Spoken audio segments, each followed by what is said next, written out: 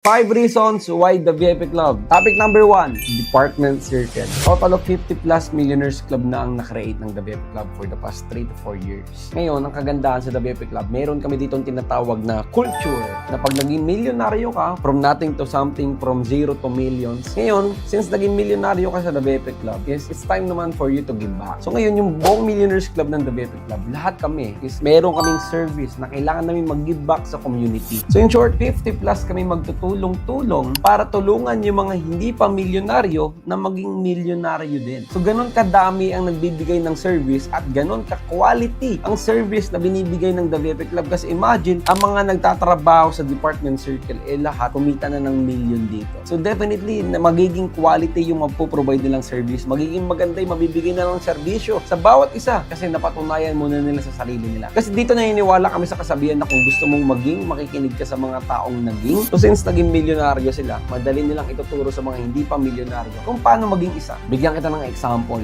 Did you know yung posting na binibigay sa buong The VIP Club? Meron akong 8 to 10 Millionaires Club member ang nag-iisip ng marketing, nag-iisip ng caption, nag-iisip ng magiging thumbnail, nag-iisip ng video edit para ibigay sa buong community for the whole month. So lahat ng members namin, wala nang poproblemahin pa. Number 2, even yung trainings namin. Meron kaming different training sa mga full-timer, meron kaming different training sa mga onliners, at meron din kaming training sa mga leaders na. Ang nagbibigay ng service naman yan, mga Millionaires Club din. So alam nila kung ano yung iti-train. Alam nila kung ano yung magiging quality of training. Alam nila yung ano yung kailangan mong marinig. Kasi nga, nagawa na nila. Pangatlo, even yung mga bagay na ipapaliwanag mo sa bagong direct mo online, meron din nakatoka, meron din naka-assign ng mga Department Circle na, again, Millionaires Club, para mag-train sa bago, mag-train sa new blood. Topic na mga very important topic, na mga new distributor orientation, lahat yan may gagawa for you. So isipin mo, kung bawat magbibigay ng service sa business partner mo, online man o full-time o part-timer, in Millionaires Club, definitely magiging effective talaga yung tao kasi lahat na nagtuturo sa kanya, nagawa na yung tinuturo nila. And hindi lang yan. So makikita mo sa picture na to, ganyan kadami yung department na tumatakbo sa The VIP Club. And alam mo, from Monday to Saturday, consistent yan lahat tumatakbo sa buong community namin. Actually, pag nasa loob ka na, masishock ka sa dami nangyayari daily. Iba-iba. At daily, iba-iba rin yung tao nag-aasikaso. So walang nabe-burnout na leader sa dami ng task. Lahat excited mag-give back. Kasi imagine, isang task lang yung gagawin mo, tapos ganyan kadaming task ang ibabalik sa'yo ng community natin, sobrang panalo ka. So sa video na to, nagbibigay na ako ng mga konting idea. And alam mo, to be honest, ang daming from different company na ipag-meeting sa akin. Sinasabi nila na gusto nilang malaman yung buong details ng The VIP Club. And to be honest with them, akala kasi nila The VIP Club,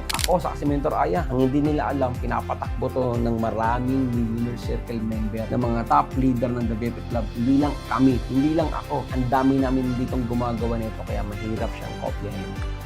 Topic number 2, meron kaming sariling creatives. Or kung tinatawag namin silang The VIP Club Management. Meron kaming head director, photographer, videographer, editor, operator supervisor, and even sariling medical team. Meron ng The VIP Club. Again, hindi kami company. We're just a team under AJG company, but we move, we think, and we operate like a company. Hindi namin sila leaders, kundi under ng payroll ng The VIP Club. Yes, merong payroll sa The VIP Club. Hindi sila yung parang leader namin, napapakiusapan lang namin. Hindi magiging consistent pag ganun. Iba talaga. Part talaga ng creatives, part talaga ng management ng The VIP Club. So for example, hindi ka marunong mag-operate ng video? No problem. Meron tayong operator sa mga pag-setup ng ganitong ilaw, pag-setup ng ganitong light, pag-setup ng camera. And wala kang camera? Meron kaming mahal na camera na ready na for you. Wala kang area para mag-shoot? Meron din kaming studio na naka-ready na. Pupunta ka na lang. Kami nang bahala sa lahat ng kailangan mo. Pag mag-shoot ka, magsasalita ka na lang at ready mo na lang yung script mo, then all good ka na. Sa digital era, ito ang pinaka-essential. Bukod sa creatives, yung mga gamit. And syempre, yung location kung saan ka mag-shoot. Example, may naisip kang idea. Kunyari ako, ngayon, naisip ko lang gumawa ng video. Ita-chat ko yung creatives management. Guys, mag-shoot ako. Then, i-set up na nila yung ilaw, i-set up nila yung studio, set up nila yung camera, lalagay ko dyan yung script ko, sabihin ko yung gusto kong sabihin. Then, after a few days, makukuha ko na yung video, may ma-upload na ako. Ang dali ng buhay. Ganyan sa The VIP Club, guys. So, example, gusto mo mag-run ng ads. Gawa gumawa ka na ng script, chat mo yung management, chat mo yung creatives natin, tapos schedule ka na, punta ka, sabihin mo na yung kailangan mo sabihin, then mag-wait ka lang ng ilang araw, then makukuha mo na. Ang kagandahan, even sa pag-edit, gumagamit kami ng AI. Napakadami namin subscription about sa AI para mapabilis, mapaganda, maging quality lahat ng nire-release naming output sa The VFX Club. Alam mo, nasa mundo na tayo ng digital era. Labanan na to ng online. Always one open new doors. Hindi na nga gagana yung dating ginagawa natin sa network marketing industry. And to be honest with you, sa ilaw na to wala akong alam. Sa pag-set up ng mga ganitong studio, wala akong idea. Sa camera na binili ko na yan, hindi ko rin alam kung paano i-operate yan. And even sa pag-edit, wala pa akong na-edit na TikTok video sa tala ng buhay ko. Hindi ko rin kaya. Kasi hindi ko forte yun. Magaling ako sa business, magaling ako sa pagiging leader, pero sa pag-edit, wala akong alam dyan. So, ibig sabihin, nakipag-collab yung The VFX Club sa mga taong magagaling gumawa ng mga part na yan. And parehas kami nakikinabang sa isa't isa. And yan ang The VFX Club. Yan ang advantage mo dito. So, yan ang hindi alam ng nakakarami. Ang akala nila nabibuild lang ako ng leaders. Hindi nila alam nabibuild din ako ng management side. So, mayroong dalawang leaders ang The VFX Club. From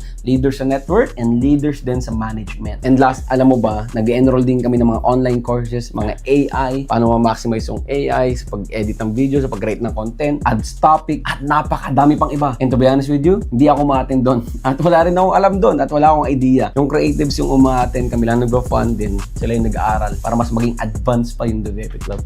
Topic number 3, meron kaming sariling office. Ulit-ulitin ko to, hindi kami kumpanya. Under kami ng AGG company. We're just a team. But we think we move na parang isang company. Alam mo ba, meron kaming sariling opisina. 3rd floor and 2nd floor. Umpisa 3rd floor lang, yung buong 3rd floor ng building na to, na-rent namin para dun mag-hustle lahat ng mga business partners namin, especially ng mga associates and mga full-timers. Gumastos kami dun ni Mentor ng 7 figures para mapaganda yung area na yun. So magmukha siyang maaliwalas, magmukhang maganda pagkakausap ka sa camera, and maging presentable yung team The VFX Club na nire-represent namin. Ngayon, nung dumami na, nag-decide kami ni Mentor Aya na why not kunin na rin natin yung buong 2nd floor. Kasi itong buong 2nd floor naman, para naman sa mga leaders. Para mayroong office yung mga leaders, may private area kung kailangan mag-meeting per team. Alam mo, before kasi, kailangan namin gumasto sa Starbucks, sa McDo, sa Jollibee, para lang makapag-meeting kami. Hindi namin gustong kumain doon, kailangan lang namin kumain doon para makapag-meeting kami kasi wala nang place to stay, lahat na sarado. So at least dito, since may office na kami, kahit anong oras nila gusto mag-start, no problem. Lahat sila may fingerprint, pwede silang pumunta anytime they want, pwede mag-set up ng meeting anytime they want, at hindi na kailangan pang gumastos ng pang-keeping, pang-kain, pambili ng coffee, bawat leaders. And even dito sa office namin, may coffee din. So, nakasave na ng pera sa mga leaders, may location pa na pwede puntahan anytime, at may studio pa. May office pa na pwede mag-hustle lahat ng business partners namin. And ang nakakatuwa sa The VFX Club is nung na-maximize na namin yung main office namin, nag-rate na kami ngayon ng mga satellite office. Since dumadami na yung The VFX Club na gustong gawin to from different provinces, right now, nagbukas na tayo ng The VFX Club Satellite Office Bicol,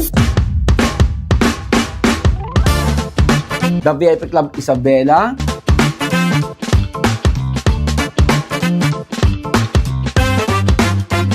The VFX Club Marinduque,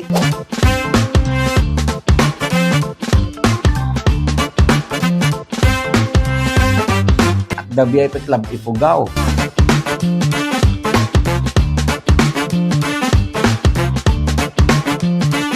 Lahat yan, offices ng The VFX Club, mga satellite office. So soon, nadami pa nadadami yan. Saka alam mo, kwento ko lang nung nagsimula ako before, hirap na hirap akong pumunta ng office. Bukod sa pag ganito, yung weather maulan, 'di ba? Mainit, ang hirap. Maganda yung may sariling office talaga yung team. Pangalawa, before sobrang magastos. Since nagsimula pa lang ako, wala pa akong ganung kalaki ang income since yung office namin nasa mall. So yung mga kainan around ng area, puro mahal. So mabilis na ubos yung fund ko nung nagsimula pa lang ako. Ang kagandahan ngayon, even sa office namin, mayroon silang libreng kitchen dyan na pwede nilang gamitin. Pwede magluto, diba? Pwede gumawa ng sandwich o kung ano man. Ang daling makasurvive sa starting stage ng mga nagsisimula na associates. Unlike sa amin before, sobrang hirap. Ubus talaga yung pera mo sa panggastos pa lang. So ngayon, mas umahaba yung time nila para masurvive yung survival stage o yung starting stage para makarating sa earning stage. Ganun kasi sa network marketing industry. Merong starting stage, merong survival stage, at merong earning stage. So hindi naman sabay talaga yung pagtatanim at pag-ani. Magkaiba yung panahon ng pagtatanim, ibang season yan. Pero ibang season din yung panahon naman ng pag-ani na.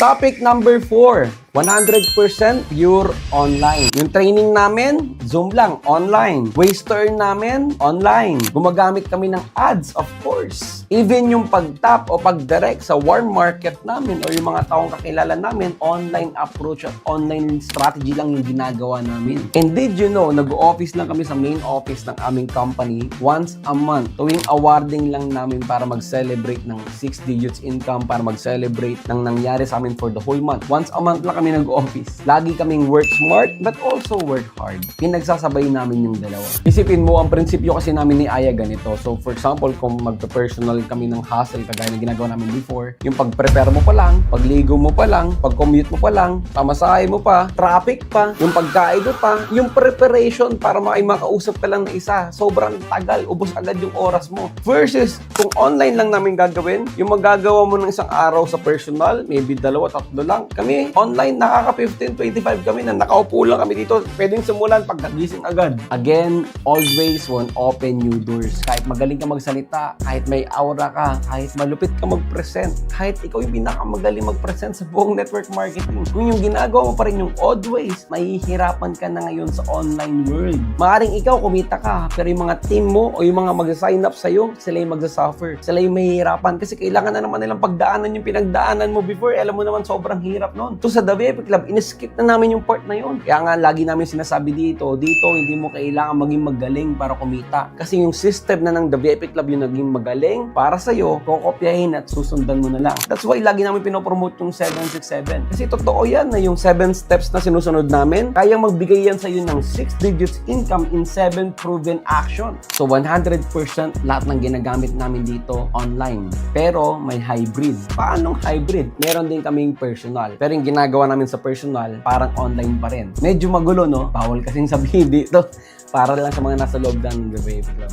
And last but not the least, topic number 5, system. Alam mo, we've been in the industry for almost 10 years plus now. Pero nag-import kami ng AGG last 4 years ago. To be honest with you, ako, in 39 days na nag-start, simula nung na-encode yung account ko sa AGG, I earned my first million. Kami yung fastest millionaires club dito sa buong kumpanya. And si Mentor Ayan naman, she earned her first million after 67 days. Kami yung fastest millionaires club. Bakit? Wala kami naging adjustment period. Wala kaming nahihirapan period. Wala kaming learning period. Kasi ever since, meron talaga kaming system. System creator talaga kami. Hindi lang kami basta leader, builder, kundi system creator kami. Gumagawa kami ng mga steps. Gumagawa kami ng system. Kasi ayaw namin na lahat ng pangit na na-experience namin, lahat ng struggles, lahat ng tagal na na-experience namin, nagsisimula pa kami, ayaw namin na-experience ng bawat magiging member namin. So we are the leaders who lead in front. So naghahanap kami ng way para mas mapabilis yung earning stage ng bago na kahit hindi nga siya magaling,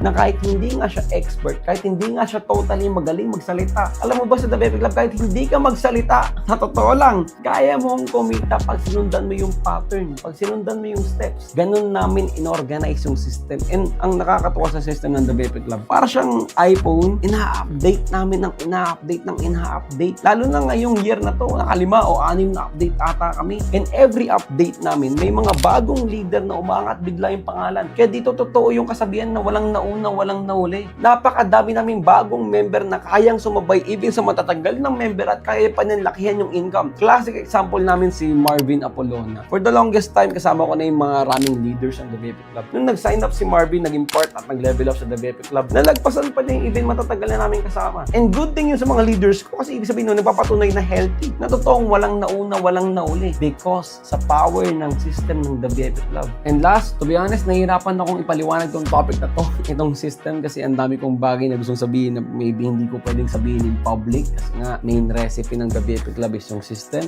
Pero ito na lang yung gusto kong sabihin sa video na to. Yung system yung magiging dahilan. Bakit kahit kakasali mo pa lang, kunwari, kakasali mo pa lang sa The VIP Club, kaya mong gawin yung kaya kong gawin na 10 years na ako sa business. Isipin mo, day 1 mo, pang day 10 years ko na. And yet, yung kaya kong gawin, kaya mo ring gawin. Ganun ka-powerful yung system na meron sa loob ng The VIP Club. Kaya madami nagkakaresulta, kaya marami nagdududa, kaya marami nagsasabi sa amin ng kung ano-ano. Pero in reality, bakit sobrang effective ng community na to? Dahil sa napakalupit na system sa loob. Kaya lang, hindi pwedeng i-share dito.